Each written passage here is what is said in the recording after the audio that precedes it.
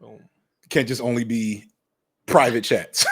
Exactly. Yeah. No, but I mean, I don't know if it's the right way to do things or not, but I mean, that's the way that I approach it. Like everybody has their, you know. No, it's good. It's good. Because the one, like the thing, so I feel like I saw you a long time ago. Right. We're live, by the way, just to make sure. Cool. Okay. Yeah. Got you. I feel like I saw you a long time ago. I don't remember the context, to be honest, because I've been doing this for a minute, and like, there's always, I especially when I release a video, I'm always looking for critiques of the video, like seeing how it's landed with people. One, because like I think that's a part of the job. Some people don't do that because you will run into a lot of bad faith criticism, and that's 90% of what I see. Yeah. But every once in a while, you run into something that's like useful, and you did something. I feel like there's something. When I saw your name pop up again under Sundiata's under the Black Liberation Media video, I was like, I know this dude from somewhere. Yeah. And so yeah, and then I peeped that you had posted a clip with me and Young, and I was like, oh, here we go. But I was like, okay, this is cool. If he's over here, if he's not just, if you were just like debate bro brained, white leftist brain, I'll just ignore. But I'm like, if you popping up at Black Liberation Media, then you're clearly in here for real, and that warrants interaction. I'm always making the attempt, trying to interact with and move to my left, because I think that's part of the that should be part of my job. That's part of the job description. I do get frustrated that other bread tubers are never kind of touching outside their comfort zone, even though I understand why, but I just think it should happen. And I appreciate that. As I mentioned on the stream, Sam Cedar did the same thing. And this is before I even had 500 subscribers. For me, this is a hobby. I'm not trying to get rich off this. I always joke around. I'm not trying to get a multi-million West Hollywood home off of this. I'm a blue collar worker. I work with my union. I try to do what I can. At 5 p.m., I know you have a out at 4 p.m. At 5 p.m., I volunteer working with kids in the immigration system. And I don't say that to flex. I say that because I feel that we all have a responsibility to do more work than just this. Yeah. Which is, again, one of the things that I wasn't all too happy to hear from you. Talking about Black Liberation Media, I think this is when it's still, their whole drama happened when they broke apart. You mentioned that you weren't organizing, right?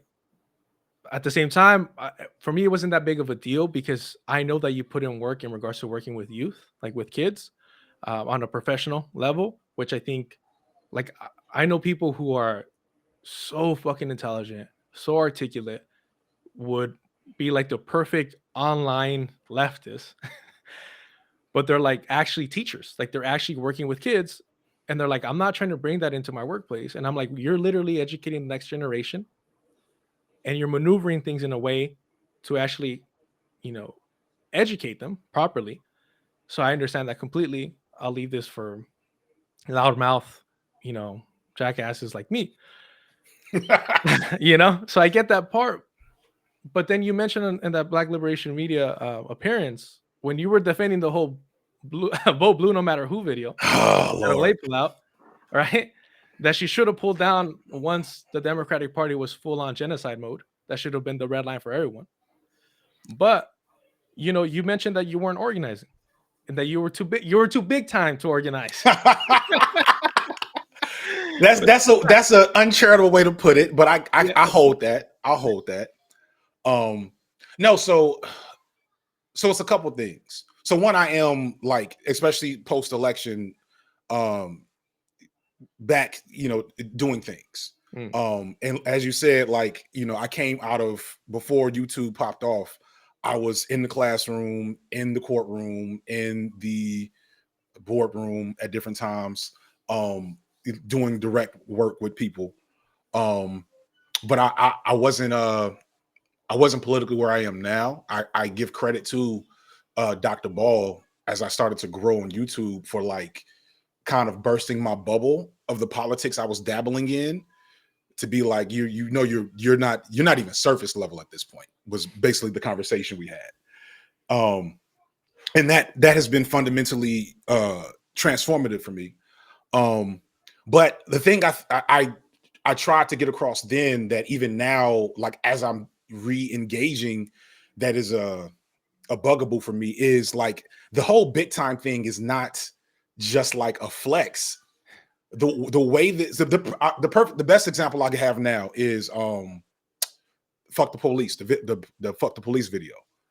And so I purposefully, in a lot of those videos I did that year when I was really going hard with the politics, is like I'm like making sure I'm presenting a spectrum, because I know my audience is a spectrum, right? So like I got Olay, who's abolitionist, and BP, who's an abolitionist from like pretty, BP is anarchist, hardcore, been in there. And Olay is a leftist, but like not nearly as like credentialed, or at least like street cred. You know what I'm saying? And then I think I had Dr. Ball and what's her name that everybody hates right now? Sister Brianna Joy everybody Gray. hates, so I don't want to say a random name and it. Oh, yeah, right. Brianna Joy Gray. Oh yeah, always being hated on for sure. Yeah, like I had them in the same video. You know what I'm saying? Anyway, I'm putting all these experts in the videos, and what I realized after Fuck the Police is that because of this, once the video is seen and it's my video, I'm the expert. Right. You know what I mean?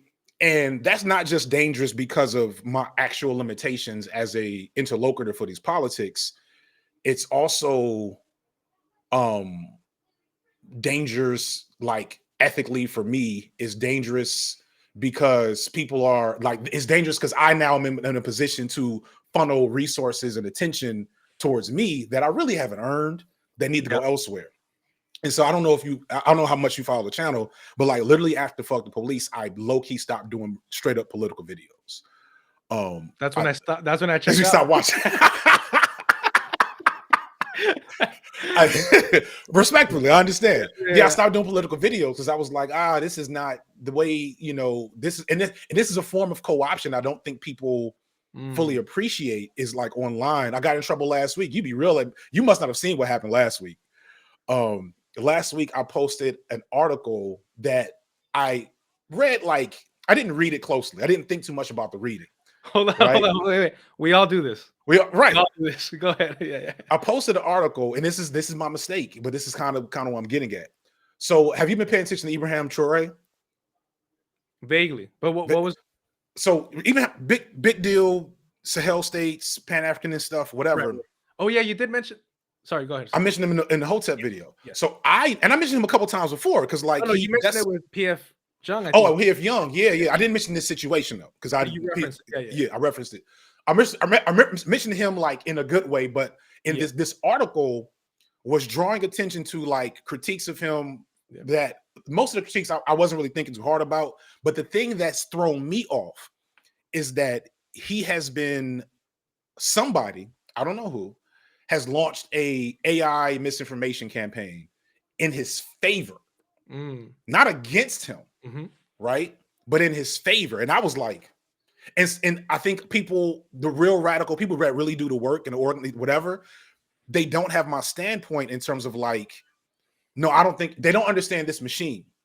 And so I started messaging people like, have y'all seen this? And nobody really knew. And I wasn't locked in enough. And I should have just kept locking in, kept digging to find someone who knew what to do. But instead I posted this article and said, what do y'all think, audience? Yeah. And boy, right. And that was irresponsible. That was irresponsible of me, So go ahead. I'm sorry. Yeah, no, thank you for that. Because I remember even, because I used to be a big fan of Diallo, Kenyatta. And then things got weird and I was like, but anyways, but he was having an interesting debate with, I'm blanking out on names right now, about that situation, whether or not, because it's essentially a top-down, movement.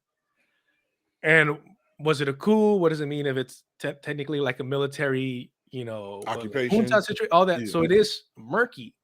I think a lot of these and I think we should move on from this topic because I think we're both grossly undereducated. We're both entering in dangerous waters. But what I will say is that I think a lot of us, especially on the left, still kind of perceive movements in the way that they were during the Cold War, where lines were a little bit more, clear. Clear. And I think how we're seeing China kind of still, do business with the Zionist entity.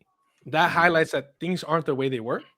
And a lot of these new movements, whether they're nationalists or anti-colonial, what have you, are gonna have to play the new game and compromise with a lot of figures that we rather. So I want to be clear. Yeah, I'm okay with that part. Right.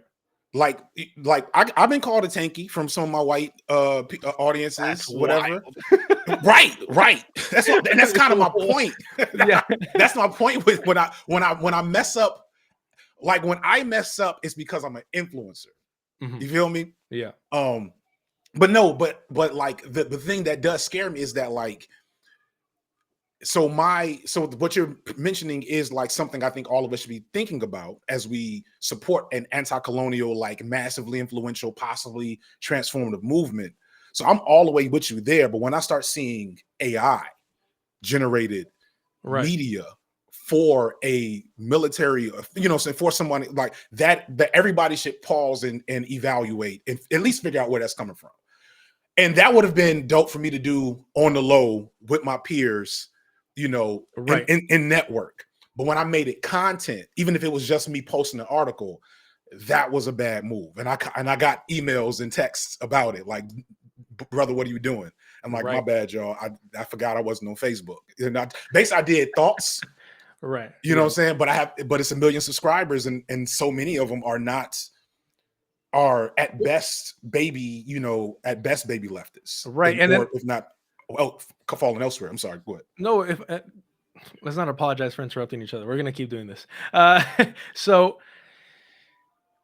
if I would have seen that, I would have kind of taken it in a negative light, because in that same appearance that you had on with Dr. Jared Ball and Geechee and Diallo, you did start spreading some anti-communist like rhetoric that I'm like, you're way too old, respectfully, way too old. I always make fun of old people. You're way too educated and you're in this fucking weird ass bread tube white space to be so ignorant and spreading this anti-communist propaganda. I understand your concern. They're like, oh, this is weird. This always ends up getting fucked up. But it's like, well, who fucks it up? Right? So my thing is, like, where are you actually? Like, politically? So, because you're closing up to this fucking enlightened centrist bullshit that for me is just a cover for white nationalism. The enlightened centrist enlightened centrist thing, I think, is fascinating. So I'm not cozying up. That to me, that's more like a bro. You were chumming it up with this. I think so. Young is an interesting character. I do not think Young is actually a white supremacist. But I think Adam and Sitch are. Sorry. Do you think Adam and Sitch are? Definitely Sitch. Definitely Sitch is a white supremacist. But Adam, I don't. Which one do we never see his face? That's Sitch. Sitch is a white supremacist. Yeah, he's just smooth with it. Right? Yeah. Adam's more of Adams, and so the Adam and Young, I think, are in a similar space. And I mentioned, like, you call it a fetish. It's not a fetish per se. Per se is crazy, bro. Per se is crazy. No, because that word has a way different connotation, but it is an area of interest, right? I'm like, okay, because like, so I don't have to. You don't seem like the type of guy I need to quote critical race theory stuff too, right? So we all know where whiteness is situated, right, and why whiteness exists. But the thing I've noticed for a while now is that to white people, whiteness is so benign, right? It's so passive that to making them aware of it is like low-key dangerous. It's like waking up a sleepwalker. You know what I'm saying? Because they're either going to retreat into whiteness, do some really, really racist shit, or become a really annoying white leftist, right? Your audience, for the most part. Partially my audience, right? Yeah. Like that is, and so like what I've started to what I've been interested in is like what is really happening with some of these like these folks who purport to be moderates, like Adam, like PF Young, where like I've watched PF Young talk about Malcolm X in a way I've never heard white people talk about Malcolm X. You know what I'm saying? Not always perfectly, but like okay, I see you've actually studied this. You know what I'm saying? But I've also heard him say some of the other ridiculous stuff. So I'm like, okay, these are two wolves that should not exist inside you. So and then I recognize that that's patternistic. That's patternistic across, I would say, especially online white spaces. There's some who are obviously these are white supremacists. They either don't know it or are hiding their power level. But my master's thesis was on street shooters. And I'm sorry, it sounds like I'm going off the tangent, but I'm trying to make sense of it. You gotta, hey, you have a master thesis, you gotta put that in every conversation. What? And so part of that was me researching these online communities. This is also a long-standing research interest, right? So I'm researching these and this is like I started my thesis in 2015. So we're at the height of the rise of the alt-right, right? And so when you go back to like these classic videos like the alt-right playbook or the Pewdie pipeline, you have this trope of I was tricked into being a Nazi. Right? So instinctually, I'm like, no, you weren't. You weren't tricked. You were awakened at best. But what allows you to think that this is a trick? And I do feel like there's a gap in understanding. And I do have a long-standing affinity and like experience in having those conversations and having them be functional. Like I could easily go in and talk to Young or Sitch and Adam when I talked to them a long time ago. I haven't talked to them again for a reason, right? I was like, this is a little further than even I'm comfortable with. Yeah. But I think there's utility in trying to like, and this is one of the valuable enlightened centrist tenets he would give, is to take them at their word. Like, okay, the last time I talked to Sitch and Adam, they really tried to present to me like, no, trans children is a serious issue for like most Americans. I'm like, well, why? Well, why is that serious to you? Are you worried about that specifically? And like trying to listen explicitly to what they're actually saying before I try to like challenge it. You know what I'm saying? Yeah. So Young, along with like, you know, CJ also is another person. CJ's not really a centrist, but like these folks that are outside of my ideological comfort zone, I personally just like to have those conversations, and I don't want them to be debates because I don't like debating. And like a debate is respectfully, you're not good at it, and I'm also not good at it. Yeah. It's not like things you're not good at. Yeah, I don't like the things I'm not good at. I'm more interested in like, okay, if I take you at your word, what does that mean? Right. But there is a danger zone, which is why I never bring those people to my platform. Right. You see what I'm saying? Like I will repost this conversation because I want to, like, especially as a so far this could go. This can. Well, so far. In my head, I'm going to repost this. You know, because they're you know, I know that's not your goal specifically to be a influencer, a content creator, but like I get asked all the time, where are the Latino voices doing similar work? And I'm like, they're not here. And we could have a whole we might have to circle back for that. We might have to circle back for that because I really want to get into that because I think that's a glaring absence. We're very Americanized. You know, just briefly, we're very Americanized. We align with whiteness, and there's the people that are most active are usually very like Chicano nationalist based, and Chicano nationalism is something that, you know, I had to reject. This okay, in aligning with this whole idea that I was tricked into being a white supremacist. I understand where that aspect in the sense of like, hey, what is whiteness? What is a white identity? And then you have these people, the only people presenting it happen to be white supremacists, right? So I get that aspect because as a Latino, Chicano, mestizo, whatever you want to call me, there comes a moment where like, well, if I go to Mexico, I'm not treated like a Mexican. Mm. And then here I'm not treated like American. So American. what am I? And then you start embracing Chicanismo, which I'm not sure how much you're aware of it.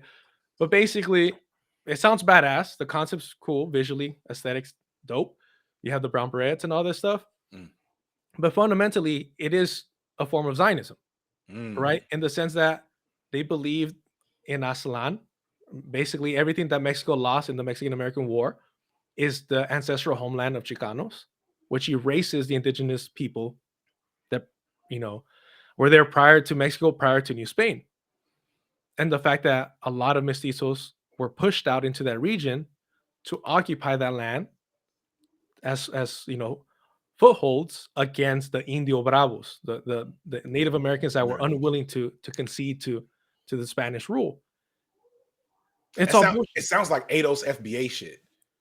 I mean, It's it's like that. it's Yeah. apparently, yeah. That stuff is so seductive. But go ahead, finish. Yeah. So for me, I always talk about I had to go through like two identity deaths.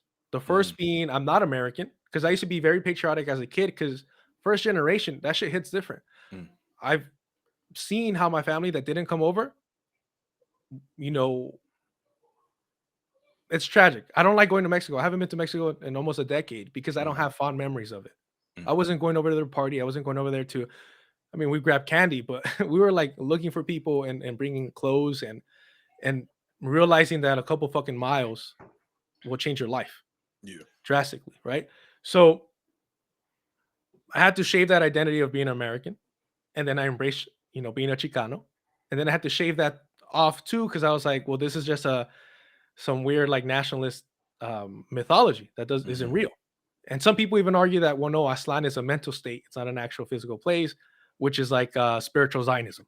Yeah. You know, It so it's crazy how from the this like, the colonial standpoint, the colonized mind, how easy it is to fall right into like frameworks that are reproducing the same mhm, structure, 100%. just what you centered in it, because like that sounds so much like the ADOS FBA stuff. Yeah, Uh, I will have to say it feels like they were a little late.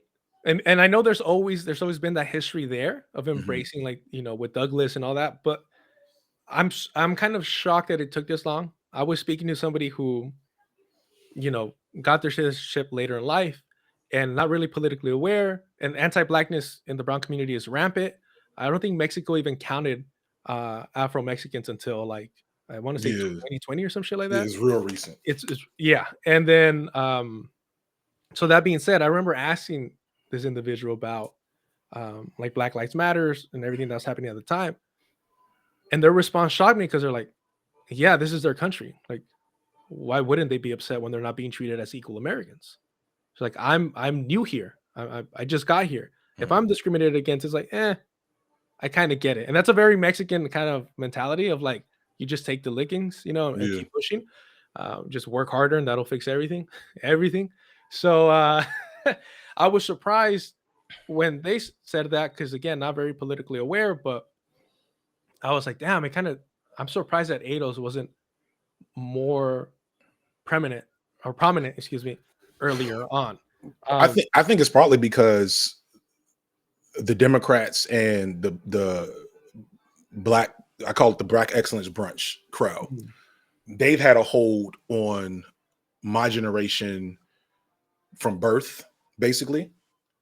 I talk about this in one of my videos, but I don't. I if I had to do that video again, I'd probably be more explicit. I'm iffing at like an updated Black Excellence is bad video. mm, But long story short, the Warren Court era, post, the Black Power movement, post MLK. So everybody from a variety of different standpoints agitates for certain things in the 60s going into the 70s. We get a handful of those things, right? Obviously it doesn't fix everything, but like from their standpoint, this is a whole new world. And then um somebody pulls up Du Bois's old Talented Tenth article, and it becomes this like clarion call for black for a lot of what Dr. Ball talks about, black buying power, black capitalism, I think Nixon says himself, we want black business, not black capitalism, not black power. And that works. It works like a charm.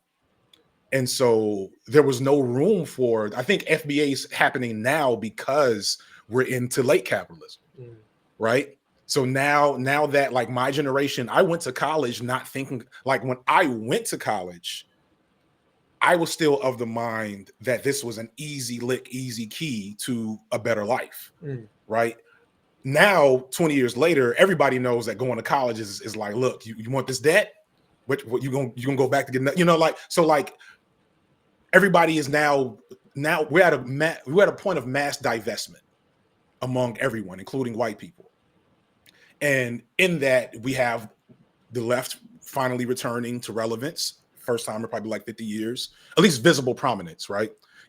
Criticisms of all the leading figureheads aside, I could not imagine like now, I couldn't imagine the atmosphere for the left now existing when I was getting in college, right? You know, and so I think the FBA being late is because it just was time.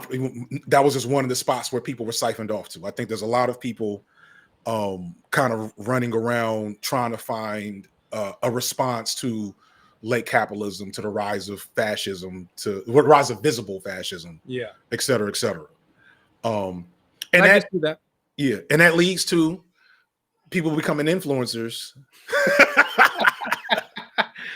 that maybe are out of their depth sometimes. It's like, oh, this is, you know. So go ahead. I appreciate that. And kind of circling back a little bit to the debate thing.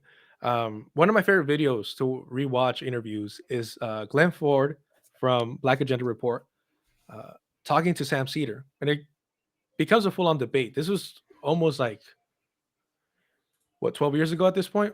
You know, because he passed away, unfortunately. But they're debating about Obama's negative influence. You know, whether basically I think it's titled like, is Obama the more effective evil or efficient evil? Something along those lines. And Glenn Ford just, of course, washes this. For me, Sam Cedar is not the poor man's Jon Stewart, but the centrist Ben Shapiro. That's how I describe it. Yeah. I don't watch enough Sam Cedar. Well, but once you see the parallels in terms of they're both like failed comedic Hollywood something, you know? Right. Then you're like, okay, you see it. And Glenn Ford talks about how Obama was the first president that basically turned like the black community into like this pro-war, American, very pro-war kind of aspect of it. Yeah, that's another good point. That the FBA thing, the ADOS thing, probably doesn't happen without Obama. 100%. 100%. That's a really good point. I recommend now I got to make a video because now check out that interview because Glenn Ford kind of squashes the whole, and going back to the Olay video, the vote blue no matter who. And I think Glenn Ford is one of those like voices where it's like, we're lucky that he lived as long as he did and put out as much work as he did. And I always kind of regret not finding his work when I was younger because it would have helped me kind of skip a lot of steps. I feel you on that. Yeah, I always joke around like as any good brown leftist, we're just siphoning and channeling all black radical thought. That's what we That's all leftists. That's all American leftists. Real talk. To be very specific, and I say this, Brown, because we have, and like I mentioned earlier, we're neither Mexican, we're neither American. And I think the prominent use of the N-word in the brown community is because it's that kind of desperation of like, well, what are we? What culture do we have? And we're rejecting our parents' culture. And so we're like, well, we're not white and we're not allowed to be white. Right. So, you know, but black folks will rock with us. Exactly. Until something happens, until the N-word conversation doesn't go the way you think it's supposed to go. Yeah. I remember I had a kid, the scariest, I won't say scary, that's not cool. Fear mongering over here. No, because I mean, but he was a 13-year-old in juvie that came under my care when I was working in the court system. He was the only kid that I had that like I had to be like, let me sit up straight, talk to this little boy. Start doing push-ups. Yeah, started doing push-ups. And he just rocked up a little bit. He was a little dude. Like I could have took him, but maybe not. He used the N-word a lot around me, and I kept on being like, do I check this boy? Can I check this boy? Because I don't know if I can. Yeah. And when I asked him about it, he was just like, that's just how we are. You know, he was 13. He didn't have a material analysis of race. He was just trying to survive, which is why he got locked up. It's so prominent, and especially like they say, oh, I don't mean it that way. Yeah. Right? I don't mean it that way because I take them at their word, but neither do white people. You know what I mean? Right. That's the same excuse insert white person here would give for it. No, and it's worse because anti-blackness in the brown community is so normalized that it's and we're so, especially Mexicans, bro. Like, I don't know how many Mexican people you know, but we're so dismissive about literally any serious issue in regards to race, sexism, anything like that. It's like it's just a joke. Get over it, right? I always reference that Looney Tunes pulled Speedy Gonzalez, you know, from their circuit because they're like, oh, we don't want to be offensive to Mexicans. And the Mexican community is like, what are you talking about? We love that guy. Lopo Rodriguez is the best, you know, all this shit like that, right? But then you have these black caricatures in Mexico. Like full on, like if full on minstrel. I didn't know that. 100%. And you know, Afro Mexicans were like, this is fucking racist. And Mexicans are like, hey, if we could take a joke, you know, brown Mexicans, you take a joke, right? And it's like, well, because you're benefiting in this dynamic. Yeah. In this case, white people stepped up to be like, oh, we don't want to be offensive. And you guys were like, nah, we like that shit, which is fine. It's you know, if that's it's like the handful of Native Americans that came out to say, oh, the Washington Redskins are cool with us. Right. Yeah, you know. Exactly. Which is like, come on. All right. Yeah. But going back to the whole debate thing, I think that the whole centrist bullshit for me is just a cover. A lot of people use I don't really like using online terms because it shows how much online I truly am. You don't want to reveal your power level. Yeah. No, yeah, that's what I was gonna say. They're hiding the power level. Right. And for me, like, because you take them at their word, you already lost. Why is it that and I'll be honest with you, and you know, we talked about prior to going live about what's allowed and what's not allowed. I did think I always think it's weird when people put their kids in videos for any reason. I know you did that early on. I don't fuck with that, mainly because I think it contributes to like the parasocial relationship with the online audience. I don't think it's fair to the kids. But the fact that like because of your videos, I've seen your kids, and then you're sharing this personal experience of this microaggression that your child went through to PF Jung, this white dude crying about the rise of anti-white racism. Yeah. And you're explaining, and I give you credit for sharing that, right? I don't think you were doing it for internet points. I think you were sharing a very vulnerable moment and also applauding your son and your parenting that he handled that situation, that he stopped it, you know? And hopefully it's a learning experience for that white kid as well, right? And that goes to show the importance of you know, being a good parent. The fact that he completely ignored that whole story to make a quib about microaggression, the fact that you felt the need to be like, no, I get it, I don't like that either, I know it's been like whatever, like for me, you're showing your belly, right? Because you're going into this as I'm having a conversation. I don't think that's what they're doing. And the fact that you're not viewing this as Jacob Carthurst, if I'm remembering his last name right, talks about this in like intellectual warfare. Like, we have to recognize that this isn't neutral. This is not a neutral interaction, right? I understand that you might not view him as a white nationalist, as a white supremacist, but there's too many red flags. The moment you say, "Oh, I'm sympathetic to Christian nationalism here cannot be separated from white nationalism." There's no way of doing that. And so what I'm hearing is, I'm sympathetic to Christian white nationalism as a white man that cries about the rise of anti-white racism. How much grace do you want me to give this guy, bro? I don't want anybody to give any level of grace. But, sorry to interrupt. But by you giving him some, it normalizes that giving grace. Mhm. You get what I'm saying? No, it's definitely a critique that I considered going in, right? Twice. It's like twice, and Yeah. probably in the future at some point in time. Bro, look. I'm not, to be very clear, I'm not one of these like don't platform. Right. No, I'm platform and fuck them up. Platform and school them. Yeah. 'Cause you're See, putting the performance. so I mean, so therein lies a few things. Mhm. So platform fuck them up, I actually feel is even less useful because that's only for there's no actual utility to that, especially online. There's a million videos of Nazi owned by such and such, whatever, on social media. You know what I'm saying? Mm. That's anybody that is better than me at debate and has taken a sociology class or read a couple of books can probably be that's Vosch, right? Built a whole career off that. Hold on. I think it's essential that when we bring up these characters like Vosch and Destiny, Mhm. and I know it's kind of a drag, but I'm shocked to realize how many people don't know this. Vosch is a pedophile enthusiast through Lolly, right? Lolly is just white people trying to rebrand pedophilia. Destiny is an accused, essentially sex offender. Admitted Yeah.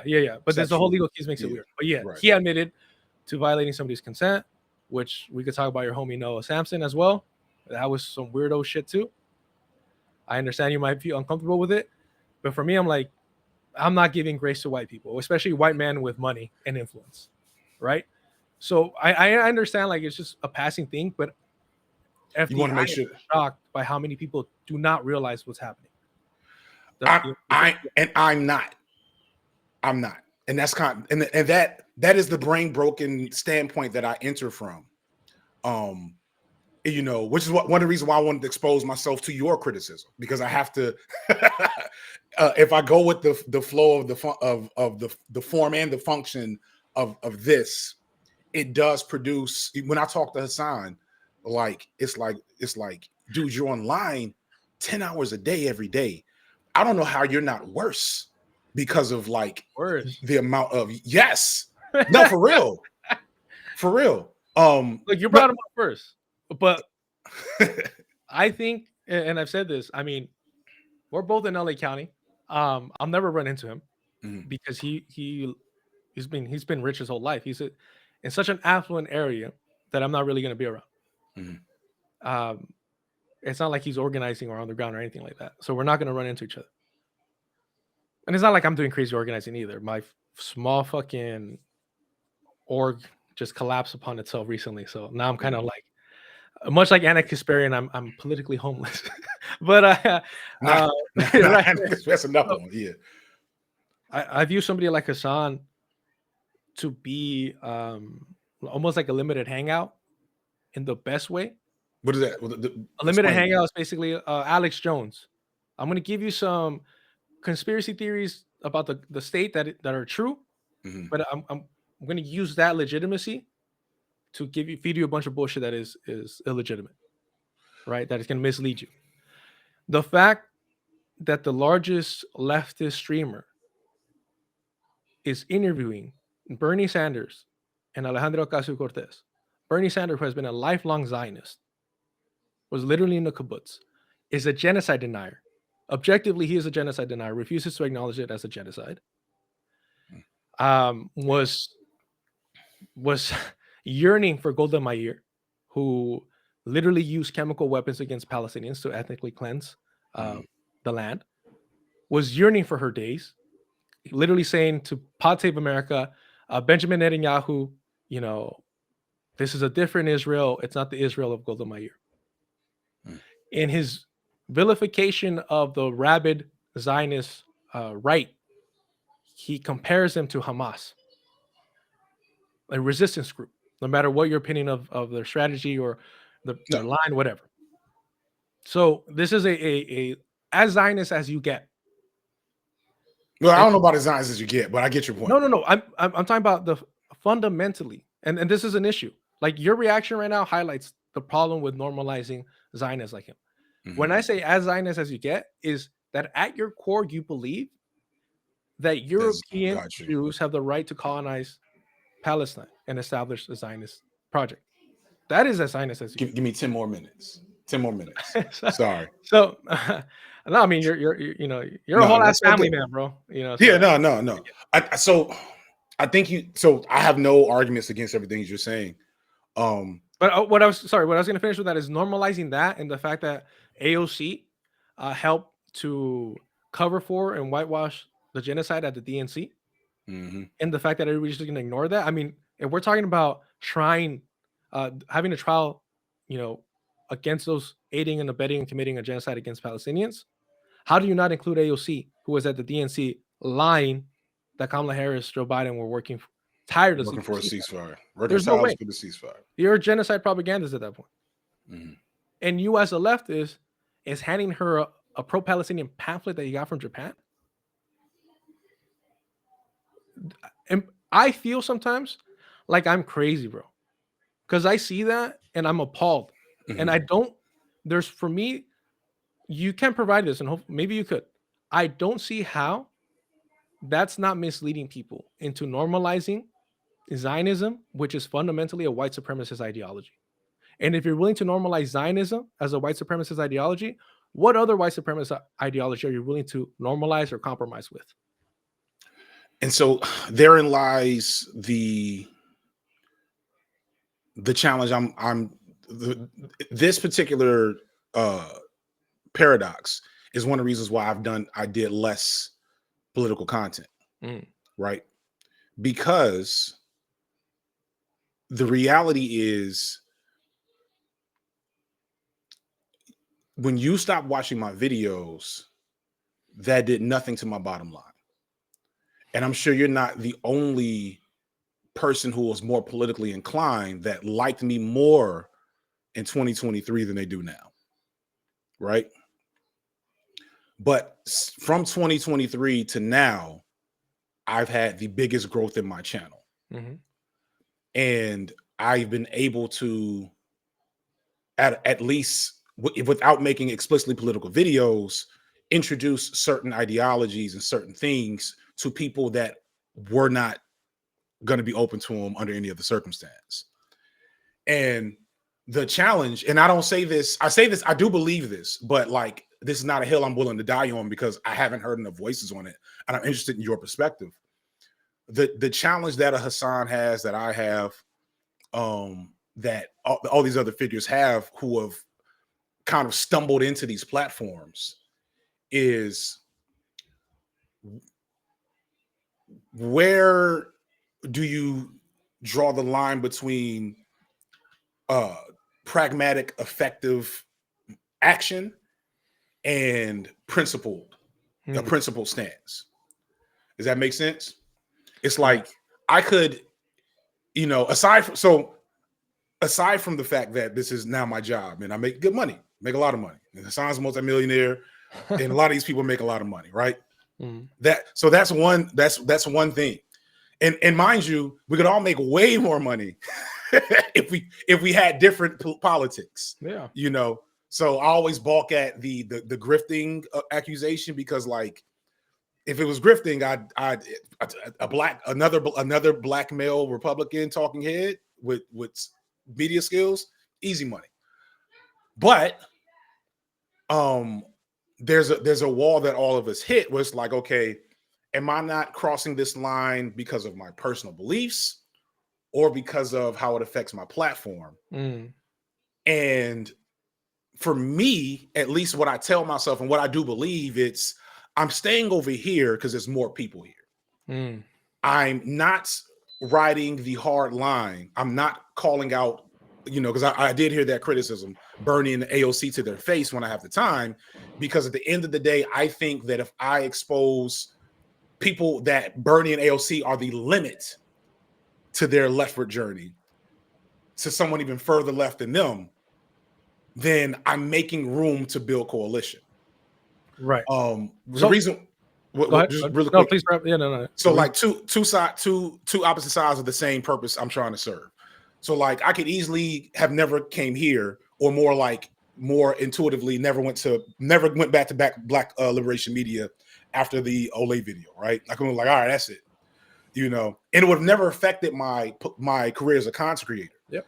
However, for me personally, for my politics that I have, I'm like, no, I need to constantly remind my audience, my predominantly liberal, moderate audience, that I am not the limit of leftward ideology. And that also means that I'm not going to have the fire and brimstone that scares the shit out of them every time. I have to sneak it in there. On the flip side, I went to a meeting. I don't know. Are you aware of the Target boycott? Target, like the store Target that store boycott? led? Yeah. Because they stopped the DEI. Right, because they stopped DEI, which is like on a low, right?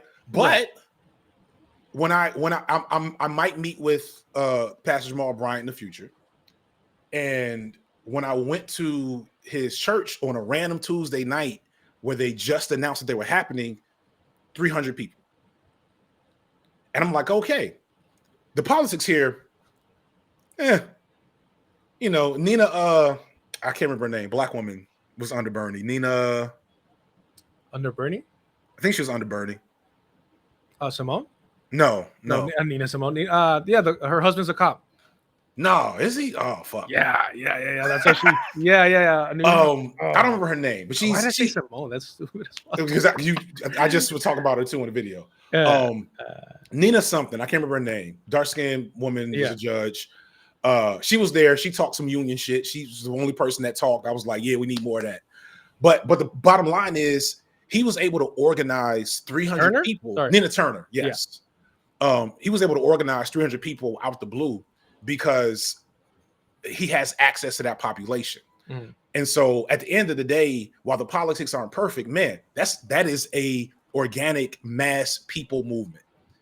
And that's how the civil rights movement got its footing, is because they leveraged the fact that, look, we may not have everybody on point just yet, but we got them in the house. And so this is my personal thesis. I'm not saying this is like, I'm not about to argue like, no, you're wrong for like critiquing the limitations. In fact, I'm happy that you're critiquing the limitations, because that's important. Wait, I need to make a distinction.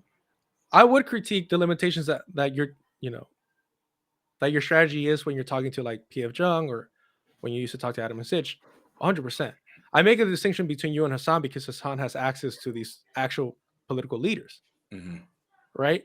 And he has such a large platform and so much money that not having another interview with Bernie or AOC is irrelevant. Like you were saying, like you don't have to be on here, you don't have to go back to Black Liberation Media, etc. But you're doing it because you want to grow. It sounds like, right, or to challenge yourself. To challenge myself, to grow like politically, ideologically, not like no, yeah. Gotcha. And so that's why I make that distinction. Whereas Hassan, like, he's not introducing anybody new to Bernie or AOC, right? All his audience members know who they are. If nobody else in media has the knowledge or even access to actually raise that question to Bernie, why are you still a Zionist? Or why are you a genocide denier? AOC, why did you aid and abet the Democratic Party's genocide against Palestinians? Right? There's this video. I debated Sam Cedar on his show, right? Oh, really? It was about Zionism. It went off the rails quick. Emma Vigeland accused me of being anti-Semitic, and to Sam Cedar's credit, he stomped that shit out, and it made me laugh because I'm like, yeah, this white wasp accused, weaponizing somebody else's identity to make this accusation against me. Exactly right. You couldn't call me a misogynist, so you're gonna call me anti-Semitic, right? So, with that being said, they did a great coverage of AOC lying about working tirelessly for a ceasefire, the Harris-Biden administration. Great coverage. The night of. A couple weeks go by, maybe a month or two, they have her on. Never bring it up. They bring up Palestine, but they never bring up her complicity that they rightfully acknowledge and criticize. And that video is still up of them criticizing her doing that, to the point that their producer, Matt Leck, was saying, oh yeah, like she's done with the left. She has a new strategy, good luck, don't let the door hit you in the face, or something along those lines, Yeah. right? And then she appears on their show, and it's all buddy buddy chummy chummy shit. Mm. When again we've acknowledged, and I'm not trying to put words in your mouth, complicit in aiding and abetting a genocide against Palestinians by spreading that lie. Because when she says something, it carries so much more weight for a lot of people than if Kamala would have said something, or any other generic Democrat, right? To the point that, and I know Dr. Jared Ball and Dr. Carr kind of having a little back and forth right now. I used to listen to a lot of Dr. Carr's in class with Karen Hunter, and I wasn't kidding when I was saying I consume a lot Yeah. of black You media. consume. Yeah. You in there. You in there. Yeah. Because there is no other brown media too. That's another side of it. So he was the second half of why I ended up voting for Joe Biden the first time Mhm. against Trump, because of the argument about like, hey, we need a Democrat in order to appoint judges, not just in the Supreme Court, and being somebody who statistically should have been at least locked up, or at least have one, One child support charge. check Yeah. going, and having family members who haven't been as fortunate or lucky as I have. I'm like, you know what? It is selfish of me not to think of the judge that is going to be potentially incarcerating them for X amount of years. I'm Mhm. like, okay. But then the other side was seeing AOC crying at the border in these concentration camps for immigrant children, right? Crying it out, all in white. People were saying, oh, it's a photo op, is this and that. I'm like, if she keeps that same energy with Joe Biden, we might see a positive change. Now, historically, the Democratic Party has always been the one willing to actually pass really draconian border bills, because the Republican Party has always yapped about it up until Trump. Right. But they know that at least the agriculture industry needs to Yeah. exploit undocumented labor. So they talked a lot about it, but really wouldn't do much in comparison to the Democrats until Trump. Joe Biden, even according to Lindsey Graham, was his bill that he was proposing. Lindsey Graham said it himself. We need to vote for this, because even if Donald Trump gets elected, we won't have a chance of passing something like this without a pathway to citizenship for dreamers. And so my vote, that was like, influenced by Dr. Carr, but naively hoping that AOC would keep the same energy in regards to abolish ICE, Mhm. look how it ended up, right? And so what I'm getting at is, if you're interviewing them, whether it's Sam Cedar, whether it's Hassan Piker, and you don't need them financially, your shows are doing well enough without it, what's stopping you from calling them out for their complicity? Mhm. You see what I'm saying? The distinction between Yeah. what you're doing, I understand. Yeah. And you mentioned this in when you're talking to Geechee and Dr. Jared Ball, like, hey, like, I want to be almost like a pathway to more radical spaces, which I can respect and understand. And I think that shows a lot of humility and reflecting that your limitations, right?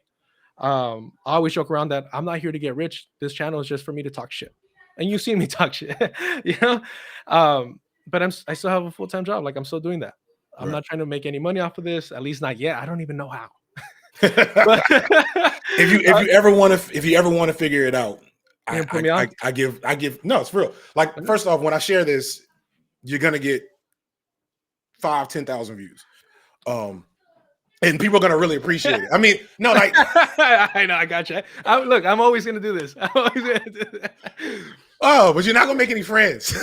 Oh, no. Well, because, and I think a big but you probably distinction too shouldn't want to, though. So is, yeah, bro, if I really wanted to, like you said, there's not a lot of brown faces, this type of brown, in these right, places. right. If I really wanted to, I could have embraced the whole Chicano thing. You could have Mm, seen like a Mexican flag hanging on the background, or the labor flag too. I Cesar Chavez, I've on multiple streams talked about how he used wetbag as a slur during his heyday, mm. and we have streets out here named after him. And he was anti-immigrant. I mean, there's an article by this white nationalist, circling back, that was advocating for Cesar Chavez because he was a nationalist. Mhm. You know, I know that if I would have lined up my stream schedule to kiss ass to Hassan, that as a brown face, I could have blown up. I can't do that because I'm not hearing anybody else bringing up these critiques other than opportunists or right wingers, Mm.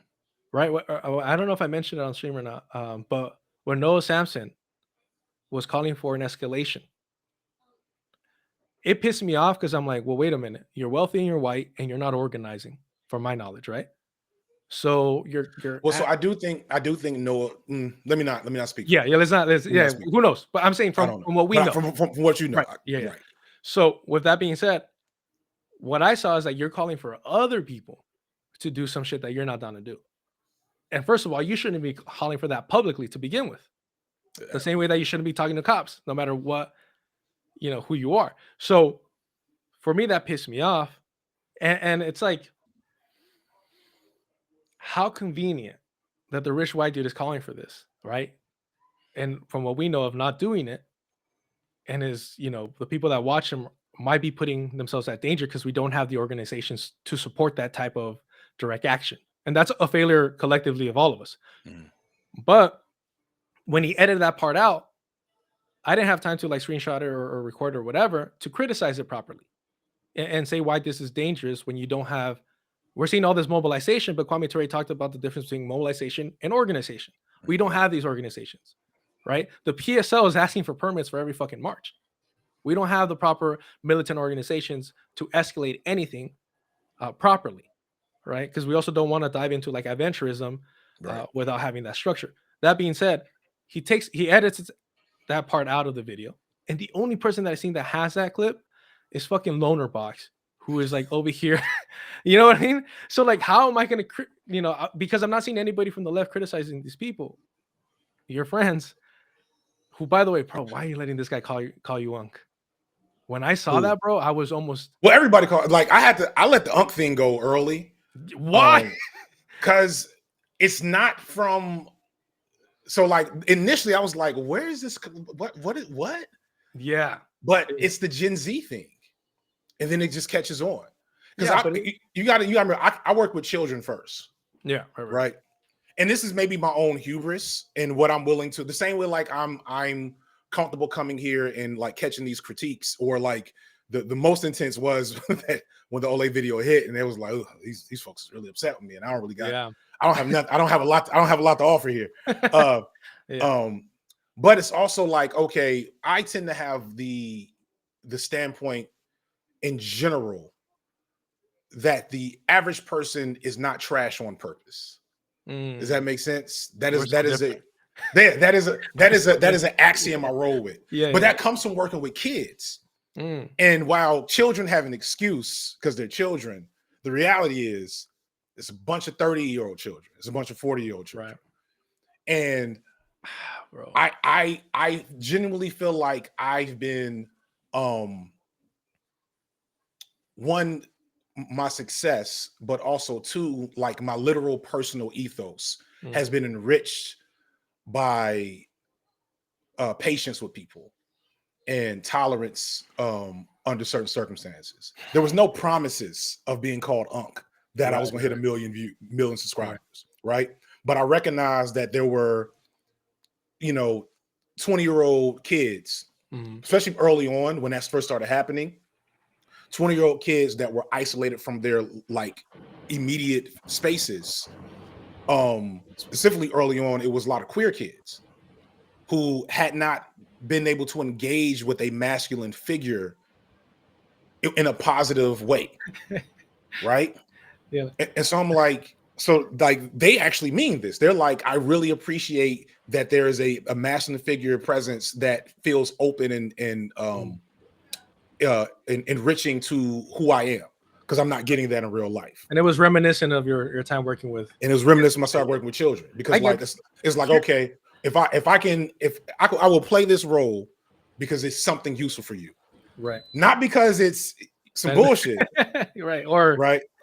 Or the money, but like, okay, y'all, this is meaningful for you. The messages, and you trust me, if and when there's an explosion when you start getting these DMs and these messages, because you're probably saying something, you think you're alone, you're not. Right. And when those things start coming in, it is depersonalizing. I try it's ego as well. Like, don't get me wrong, but it's also like, wow, there's a lot of people that value what I'm doing, and how do I honor that? All that said, because I gotta go. Yeah, The young stuff is for my own curiosity. yeah. It's Well, my own sense of like I'm trying to understand, learn, and develop something. right. I have an idea for a long-standing documentary about whiteness for like a docu-series that I'm trying to develop, nebulous stuff, yada yada yada. Right. Young is actually in it because I was like, I need someone who's right-wing enough that he represents this group, Yeah. but not so much that it's like Wait, so he's in it like as like a co-host kind it's of? like no, it's like a or panel. clip? It's like interviews, but it's Okay, like so broken up into segments. let me just say this real quick because I know we're wrapping up. I do think that non-white creators have a problem with infantilizing all these white, predominantly male influencers. I think a prime example is Zach and Gavin from the Vanguard. Not Uh, familiar. yeah, they're just these two white guys that everybody calls kids or whatever, dismisses them. It's just slob wannabe like pseudo, not even pseudo Chapo Trap intellectual. Yeah, House type stuff. yeah, exactly. But even lower because I never listened to Chapo. They're unbearably white to me. But I was cool with listening to them because then it helped me avoid going through Twitter and watching the drama. I was like, I'll just get their summary. But then they had Marianne Williamson on her book tour disguised as a presidential campaign. Go get mama. I'll wrap up quick. Sorry, her book tour disguised as a presidential campaign, and then she immediately starts like pushing back on Ilhan Omar.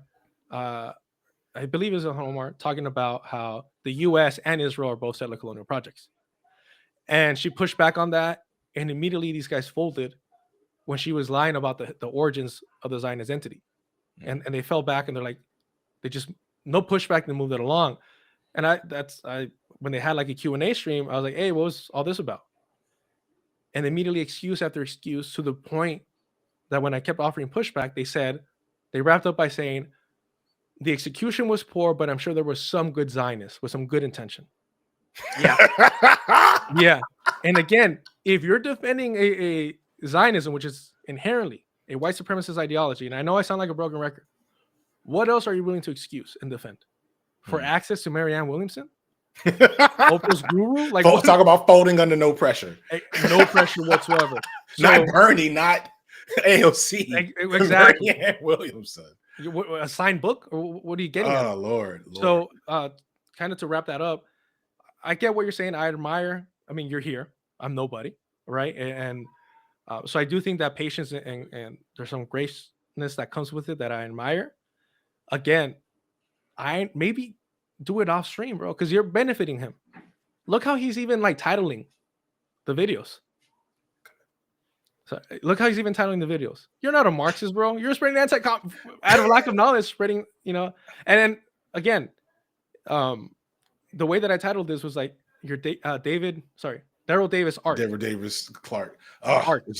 That hurt. Am I lying though? Well, so no. I mean, yes, but I understand the critique. I understand the critique because Daryl Davis thought he was really doing something, and then they help. Then he becomes their avatar, right? Right. And the thing I do know will never happen is that I'll never be like, although I'm not a believer in like converting with whatever hearts and shit. I'm not really a believer in that. But I know whenever I pop up there, the exposure to me is not going to suddenly make me a champion of that space. Versus Daryl Davis is always was like, 100%. Well, why aren't you more like, I've heard that you should be more like Daryl Davis, while that's a good jab, it's a good shot. I get you, and I can't fight you. I can't fight you right now. That's the difference. The agenda hasn't changed.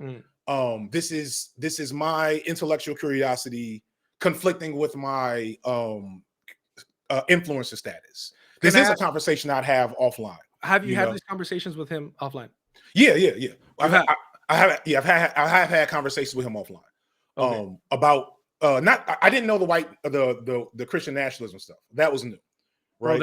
Because here's what I'm going to call y'all a little bit. And I know we're wrapping up. My apologies. You said when you called him your muse that you had seen a lot of his videos. Yeah. Most of his popular videos are having conversations because he doesn't do debates really, right? With Andrew Wilson, who is the most prominent, Christian nationalist. Skipped all them shits. I'm And so serious. you're So too no, gracious so to white people is what I'm saying. huh? You're too gracious to white people, that especially those pretending to be centrists. Mhm. We have to recognize PF, John, the same way Adam and Sitch, as crypto white nationalists, Mhm. right? And treat them as such. Because the same way that we cannot normalize liberal Zionism, like, bro, the Democratic Party has led us straight into fascism. The obscene fascism, because I Right. agree with George Jackson, right? So like the rabid one. And I feel like people like these so-called enlightened centrists are the pathway that you're trying to be for the left is what they are for the right. And that actually is what makes me curious. Mm, That's so that you just hit kind of the nail that I was struggling to illustrate. I found him. He critiqued me a long time ago as well. yeah. He was a Jordan Peterson fan, and I was in the middle of my Manosphere stuff. Still, he's Right. still a bit of yours. It was still part of Jordan, but he was more of a. He was like Yeah. the worser version. Not even willing to criticize it, right? And so like I just always keep a finger on different people who like made me at least double think, right? And so like I've watched his like League of Legends videos. I don't watch like the type of content we're making now. I tend not to watch. It's just not, it just doesn't resonate with me well. So I haven't seen the videos you're talking about. And I need to go back and watch them. But at some point in time, I realized exactly what you just said, that he is identifying when the whole mimetic fitness thing he talks about. I was like, yo, that's facts. And we are like, our memes aren't good. Like when Trump won, everybody's like, we need a Joe Rogan of the left. And I was like, that's really dumb, but also true, which sucks. You know what I'm saying? It's stupid in general, but in the actual reality we're in, it's actually real. But wait, It's, that's Hassan though. I never yeah, understood that is Hassan. Right? Everybody pointed, yeah. So, but before Trump won, Hassan never had the exposure he has now. You know what I'm saying? So it's like, yes, we need a Joe Rogan of the left, right? Joe Rogan has helped get Trump elected, for sure, right? Just point blank, period. A lot of leftists kind of poo-poo that. I would, before it happened, I was like, man, whatever. Joe Rogan's just dumb and he's a centrist lib and whatever. But like, in the aftermath, I'm like, oh shit, he really did. And I made propaganda war. The propaganda, right. Yeah. And so my increased interest in Young is that I realized he was literally illustrating their propaganda in a way that I hadn't made sense of yet. And then I just started getting more and more curious. Like, I need to pay attention. I need to study. I need to have this conversation, etc. To interrupt. Okay, early on, I was telling people, this is prior to the allegations or the confirmed allegations coming out. I would tell leftists, watch Destiny to understand the arguments, the weak arguments, but multiple like layered arguments that liberals are making. If you could deconstruct what he's saying, then you're able to actually combat them, intellectually, whatever the fuck, right? But because I got to run. But your challenge is, all right, FD, I understand the impetus. The consequence of allowing my face to be connected to his is softening this crypto white supremacist activity. Yeah. And I gotta hold that. I'll reconsider going forward whether or not I allow that to happen. Right. And to reference, when I was saying like, platform them or fuck them up, you could do that in other ways that aren't, I'm not asking you to curse on this throughout, or whatever. But there's ways to be a little bit more aggressive. To me, it just came off really chummy, especially how quickly he dismissed, your child's experience. It is somewhat like we've had a lot of really long conversations. And like there's things I know about him and his like that was so the one there's certain things are public and not public. But no, you're catching going to the fact that like that is a person that I've had like real meaningful conversations with, which is why I don't believe he's actually a white supremacist, but he is very much in that crypto white supremacist framework for his content, right? And it's like, okay, how does that? I'm trying to compute, but your overall point is correct. I need to run so I can play Minecraft with the birthday boy. For sure. If we could circle back, because I really do want to talk about like Chicanismo and anti-blackness in the brown community. Like you said, there's not really any brown, whatever the fuck you want to call this, creators, influencers. Yeah. It hurts my soul. People with a mic, whatever you want to call them. Yeah. Peace and blessings, man. Let me know when you put this up. Just find me on Discord or just Instagram, I guess, if that's where you're at. I gotta go. All right. Peace.